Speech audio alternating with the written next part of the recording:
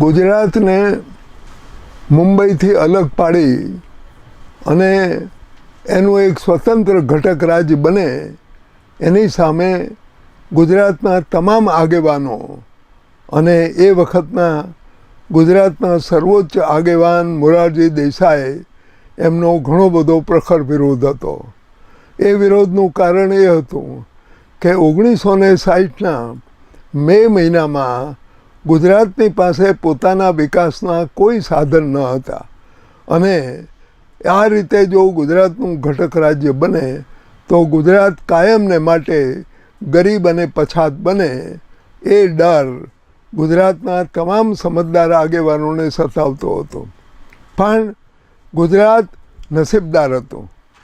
મે મહિનામાં ગુજરાતની સ્થાપના થઈ અને ઓગસ્ટ મહિનામાં અંકલેશ્વરમાં ખનિજ તેલના કૂવાઓની શોધ થઈ અને ગુજરાતની પાસે પોતાના આર્થિક વિકાસનો એક જબરદસ્ત સાધન ગુજરાતને મળ્યું.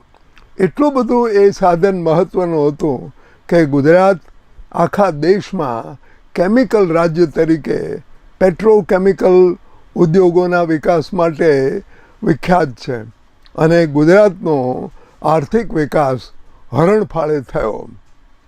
ગુજરાતની જ્યારે સ્થાપના થઈ ત્યારે ગુજરાતના નેતા તરીકે કોંગ્રેસ મોવડી મંડળે પસંદ કરેલા બળવંતરાયભાઈ એ વિધાનસભાના સભ્ય નહોતા. તેથી કામચલાઉ મુખ્યમંત્રી તરીકે એ વખતના એક અત્યંત પ્રમાણિક અને કાર્યદક્ષ ડૉક્ટર જીવરાજ મહેતાની વરણી કરવામાં આવી. એમને કહેવામાં નહીં આવેલું કે તમે કામચલાઉ મુખ્યમંત્રી છો.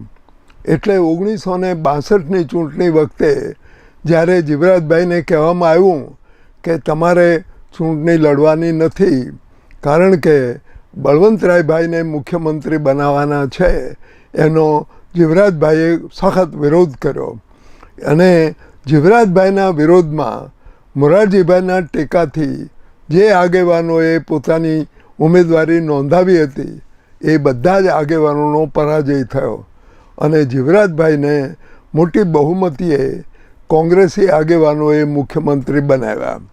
પણ જીવરાજભાઈને ગુજરાતનો કશો અનુભવ નહીં, ગુજરાતના રાજકારણને, ગુજરાતના સમાજને, ગુજરાતની સમસ્યાઓ વિશે જીવરાજભાઈને બહુ ખ્યાલ નથી તેવો મોરારજીભાઈ અને બીજા આગેવાનોનો મત હતો. તેથી તેમણે નક્કી કર્યું કે જીવરાજભાઈને ખસેડી અને બળવંતરાયભાઈને મુખ્યમંત્રી બનાવવા. એને માટેનો એક જબરદસ્ત ખડાજંગી થઈ અને છેવટે જીવરાજભાઈએ જવું પડ્યું અને બળવંતભાઈ ગુજરાતના મુખ્યમંત્રી બન્યા. પણ 1963-64માં પાકિસ્તાન સાથેના વિગ્રહમાં એક વિમાની અકસ્માતમાં બળવંતભાઈનું અને એમના પત્ની સરલાબેનનું અવસાન થયું અને રાજ્યની ધુરા મોરારજીભાઈના વિશ્વાસુ સાથીદાર હિતેન્દ્ર દેસાઈના હાથમાં સોંપવામાં આવી. હિતેન્દ્ર દેસાઈ ગુજરાતના મુખ્યમંત્રી તરીકે સૌથી લાંબો વખત રહ્યા. એમની નિષ્ઠા, એમની પ્રમાણિકતા, એમની રુજુતા એ ગુજરાત હજી ભૂલી શક્યું નથી.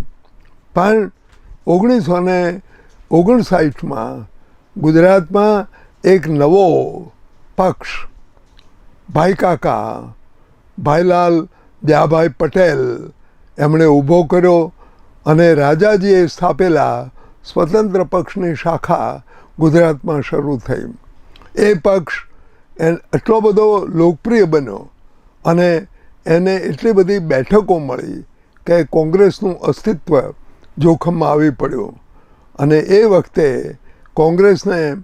કોંગ્રેસ ટકી નહીં શકે એવું લાગવાથી હિતેન્દ્રભાઈએ રાજીનામું આપ્યું અને ગુજરાતમાં પહેલી વખત રાષ્ટ્રપતિનું શાસન લાગુ પાડ્યું અને ગવર્નર શ્રીમન નારાયણ ગુજરાતના ગવર્નરે રાજકીય સત્તા અને વહીવટી કારભાર સંભાળી લીધો.